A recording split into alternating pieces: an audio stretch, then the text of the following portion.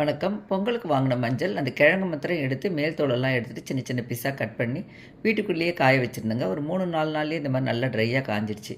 இப்போ இதை மிக்ஸி ஜாரில் சேர்த்து நல்லா பவுடராக பண்ணிக்கணும். ரொம்ப ஒட்ட ஒட்ட பவுடர் ஆகாது, லேசான கொரகொரப்பான பவுடராக தான் இருக்கும். இதை இப்போ ஏர்டைட் பாட்டிலில் போட்டு வச்சுக்கிட்டு நம்ம சமையலுக்கு யூஸ் பண்ணிக்கலாம். கொஞ்சமாக இருக்குது அப்படின்றதுனால நான் இதை பாலில் போட்டு குடிக்கிறதுக்காக யூஸ் பண்ணிக்குவேங்க. சளி பிடிக்கும், தொண்டை வலி, நமக்கு வறட்டு இருமல் வரும் பாருங்கள், அந்த மாதிரி டைம் பாலில் போட்டு கொதிக்க வச்சு குடித்தா நல்லது. ஒரு கெட்டல் வச்சு 1 கப் பால் சேர்த்துக்கலாம். இது பசும்பால் அப்படின்றதுனால தண்ணியாக இருக்குது. ஒரு சிட்டிக்கை மஞ்சள் பொடி, ஒரு சிட்டிக்கை மிளகு தூள் சேர்த்துக்கலாம். சேர்த்து நல்லா கொதித்து வரணும். கொஞ்சம் ஸ்பூனில் வச்சு நம்ம கலந்து விட்டுக்கிட்டே இருக்கலாம். பொங்கி பொங்கி வரும். கலந்து விட்டு கொஞ்சம் நேரம் கொதிக்க வைக்கணுங்க. பால் திக்காக ஆகணுன்றது கிடையாது. இந்த மஞ்சள் பொடியும் மிளகோட காரமும் அதில் இறங்கணும், அவ்வளோதான்.